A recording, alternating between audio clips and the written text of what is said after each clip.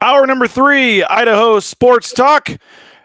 Prater in the ballgame. The ballgame not here today. He has taken the day off. He'll be back tomorrow. B.J. Rains filling in. Mike Prater, John Patrick are here as well. This is our video segment of the day as well. Mike Prater had to comb my hair a little bit during the break, so we're good to go on the social media channels of KTIK.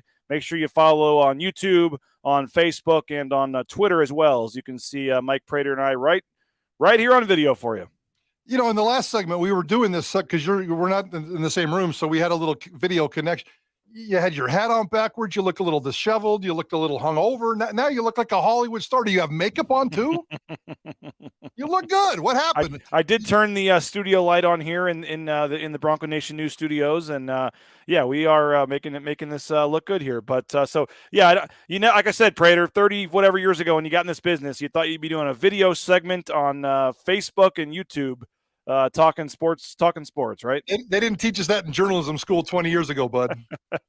Well, hopefully folks are checking us out. And again, YouTube, Facebook, and Twitter accounts of KTIK Sports Radio The Ticket. We do our daily video segment, and this is it for today. And we're talking NFL playoffs and Boise State and State of Idaho connections.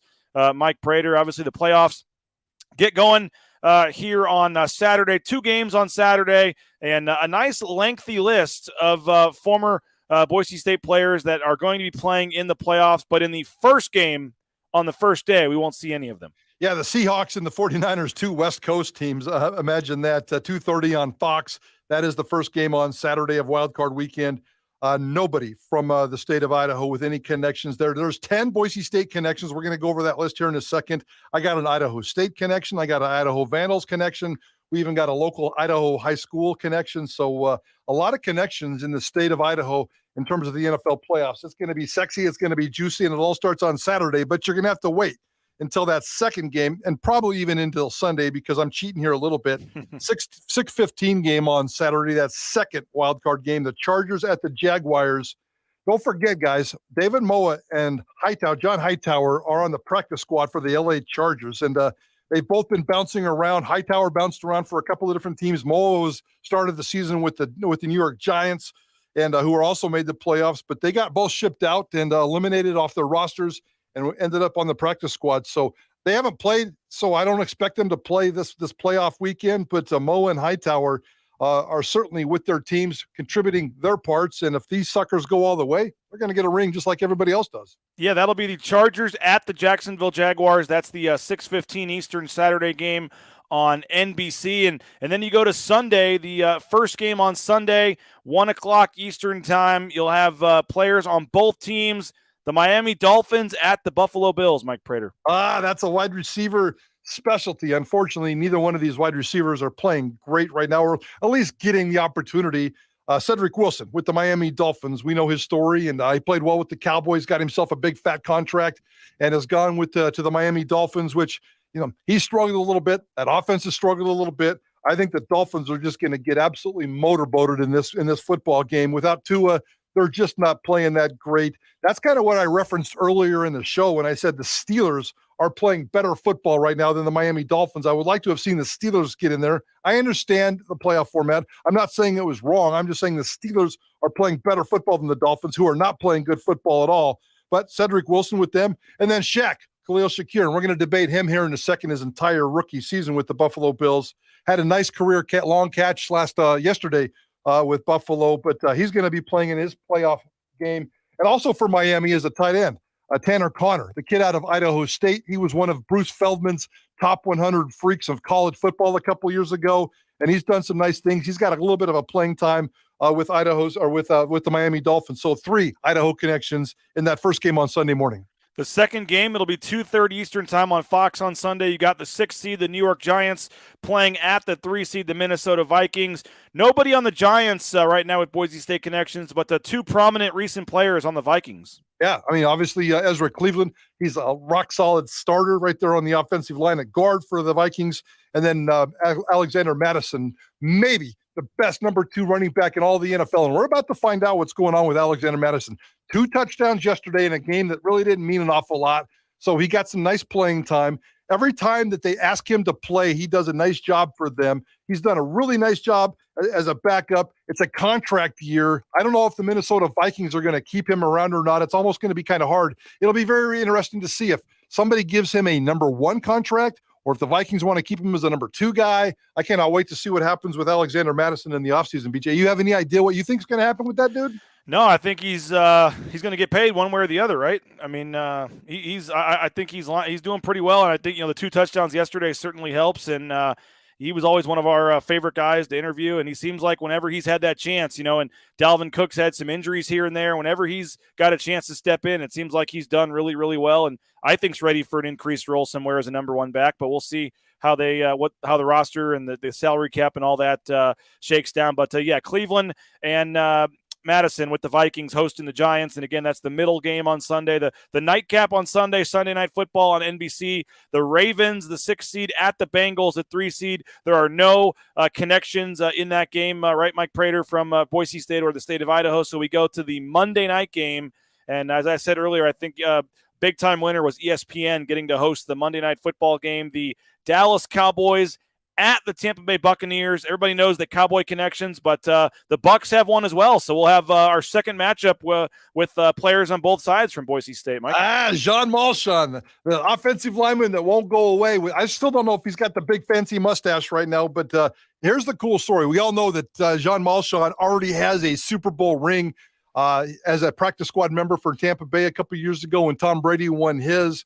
We know that the highlight of John Malchon's life was taking his dad to the Super Bowl ring party and introducing him to Tom Brady. He told us that story right here on Idaho Sports Talk. We love John Malchon. Everybody loves John Malchon. He made his NFL debut yesterday. Significant snaps for Tampa Bay. Again, Tampa Bay, I wasn't sure how motivated they were. They didn't have a lot to play for. I'm not sure if he's going to be active for the playoff run. But John Malchon certainly hanging on there, getting some playing time. That was really awesome to see.